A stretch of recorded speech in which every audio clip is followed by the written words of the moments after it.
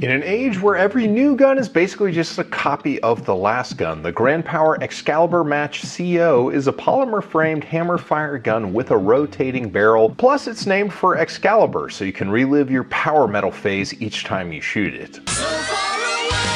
Welcome back to the Humble Marksman channel. I'm David, and this is the Grand Power XCalibur CO Match. Now, if you are subscribed to the channel, and I'd appreciate it if you were, I've already done kind of a getting to know you video when I was first introduced to this gun at TriggerCon 2023. They sent me this media sample so that I could spend more time with it, understand the ins and outs, and kind of vet it for what it would be as a competition gun here in the States. But just like any competition gun, it can be used for basically whatever you want to, and this is a pretty cool gun. So as I mentioned, the mission of this gun is practical shooting. Now guys, realize that this is a European handgun and is designed with IPSC, which is the European handgun sport, in mind. So that informs why some of the features are the way that they are. For instance, in IPSC production, optics is a division shot with 15 rounds. That's why the magazines that come with the gun are 15-round magazines. That's the division the gun was made for, but the question is, can you make this work in USPSA, where there is a higher round count requirement in limited optics and carry optics?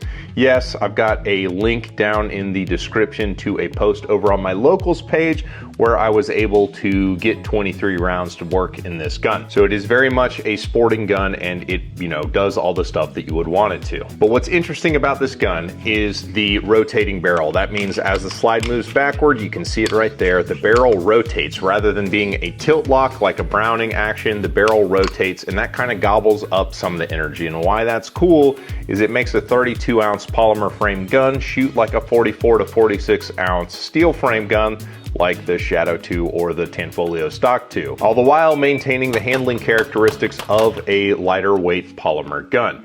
Now, one thing that is really cool about the CO Match is that it actually has a steel dust cover. Like this bit right here isn't polymer. Basically, the steel piece that is the chassis riding inside the frame transforms into this big hunk of steel, which is the front of the pistol. And that's really the difference between this and the old Grand Power XCalibur. The Grand Power XCalibur was a short-railed polymer-framed gun, whereas the CO Match is this steel dust cover and is a little bit heavier. It has a little bit more of a weight bias toward the front of the gun. But what's interesting about that is that the ergonomics are really kind of dialed in, especially with the larger backstrap. Now, this thing comes with 4 polymer backstraps that you can put on, and it did kind of increase the length of pull for my hand a little bit. But despite it having a muzzle-heavy profile, it doesn't tip at all when I let go of the gun because of the way that the backstrap is shaped on the pistol. The ergonomics and geometry of this grip are very, very squared away, especially if you take the time to actually fit the backstraps. And it's a weird process putting on the backstraps. You just kind of He-Man the old one off, just kind of rip it off and it comes off. But it feels like you're gonna break it when you do that. But it didn't break. So the actual grip of the gun has pretty good texture in some key areas. The front strap has these little serrations that keep it from kind of rotating up. The back strap has this kind of heavy granulated texture down low on the grip, and that's nice because you can still shift the gun in your hand to get onto the mag release, and the mag release is ambi. It's on both sides of the pistol and functional on both sides of the pistol. FYI, so is the slide stop and the safeties for those of you who are wrong-handed. One thing that is a little bit of a miss is you can see that the top of the frame is totally smooth right there. That is a great place to get some traction and some bite from your support hand, but it's just totally smooth. Because it is a rotating action, it didn't feel like it needed it as badly as like a Browning action would, but it would still be welcome. Real quickly, I do want to shout out and say thank you to my local supporters and my followers over on Patreon. You guys are awesome. Locals is a really cool platform, guys. You should check it out. And a quick thank you to our ammo sponsor, which was Global Ordinance, for this video with the Igman and Bellom 124. Used a bunch of it when shooting this gun and everything went great. So let's dive a little bit deeper on the features here. As I mentioned, it does have ambi paddle safeties, which is going to make the gun a little bit too wide for IDPA if you were eyeing it for IDPA. You'd have to trim the safeties to make the gun a little bit thinner. If you were targeting carry optics in USPSA, it's not on the production list yet, so technically you can't use it in carry optics. You could use it in limited optics, but they make the decocking experience, and guys, this is one of those guns where you're going to have to drop the hammer on a live round to decock it, as I just indicated to you there. That's gonna really, you know, stick in your craw for a lot of people out there, but for those of us who actually shoot guns in competition, it's a pretty common thing. That's pretty much how all of the Tanfolios and CZ pistols are decocked. And at this point, it's been millions of times people have made ready in that fashion. But the new Grand Power redesigned hammer actually does a good job of supporting that because of this little spur and the good texture on it right there. It's very easy to keep traction on the hammer as you lower it. And I did a lot of double action shooting with this and never once had an issue with letting go of the hammer. Now, as the name implied, the CO means that it is optics ready and you do lose your rear sight for that. And in the box, it comes with 2 optics plates. It comes with a Shield RMS optics plate, and it comes with a Doctor optics plate, both of which are footprints that are much more popular in Europe than they are here. Some of you guys are immediately gonna poo-poo it because it doesn't take an RMR because you think that's what it has to have. I want to make sure you're aware of the Shield RMS X, especially the glass version. It's available with a 4 and 8 MOA dot. For a competition optic, it's pretty squared away. It's like a Delta Point Pro window size, but it has the deck height of an RMR.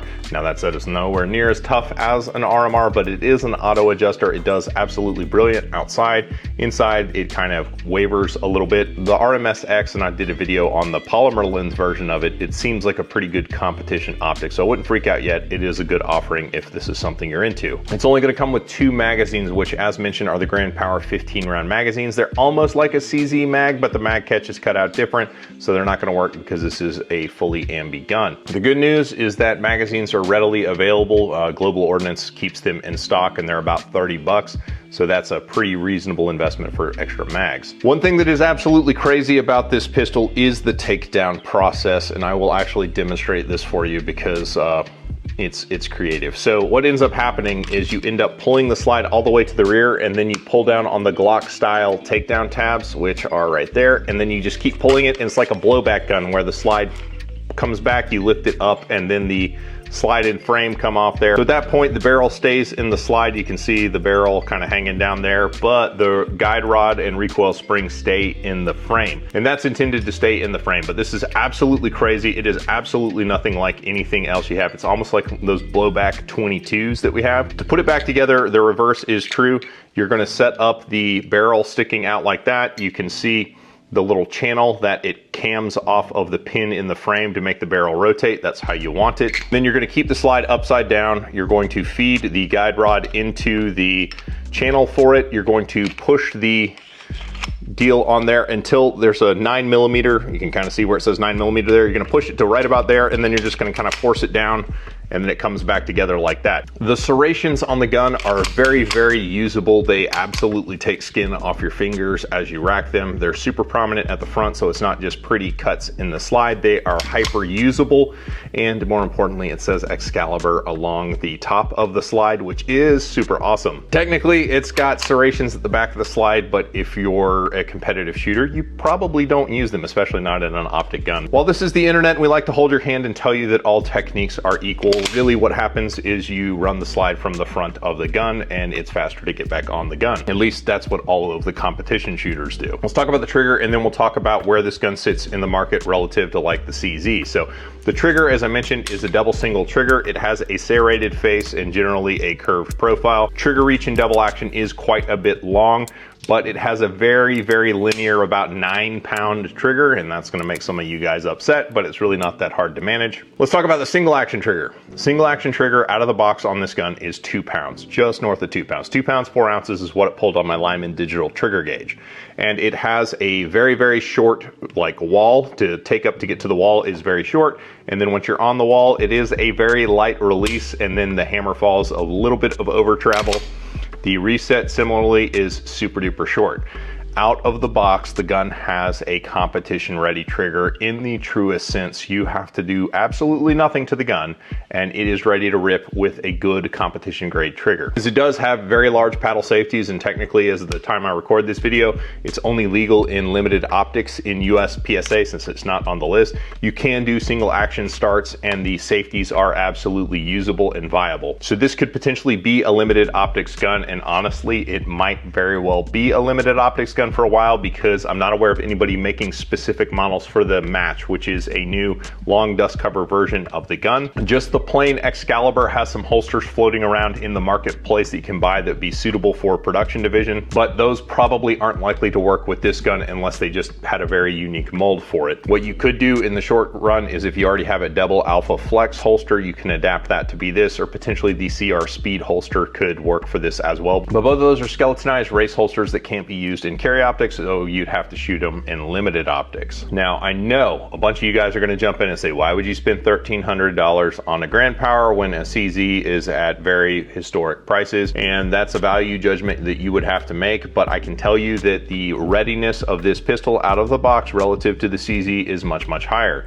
The fact that you can, it may not be the optic that you want, but you can get optics plates right out of the box is an added value when CZ, the popular optics plates you end up having to buy from Europe a lot of times because they're sold out in America pretty much universally. And of course, there's always the extra tax on buying a new CZ where people immediately buy new springs and firing pins, maybe even hammers, and do a trigger job update on that. A basic CZ trigger job is about 60, 70 bucks, but the more extensive ones range closer to $150 to $250, depending on how crazy you choose to go.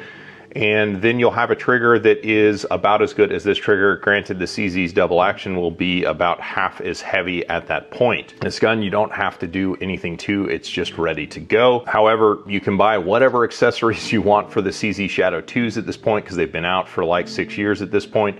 So there is, you know, some value there to be certain. But I would say that this gun is pretty comparably featured to the CZ, and out of the box, it is pretty switched on. If you want to see that comparison video, be sure you're subscribed to the channel. Ultimately, I'm a big fan of the XCalibur for all of the reasons I listed. I like the trigger, I like the name. I mean, the novelty of having it be called XCalibur is pretty awesome. Rotating barrel design is really novel, and I like that on my Langdon tactical Beretta that I've got. It's really cool as well. So I'm happy to see that it's starting to gain traction in a full-size pistol with the MK23 versions of the Grand Power guns. As always, I appreciate you guys, and I'll catch you on the next one.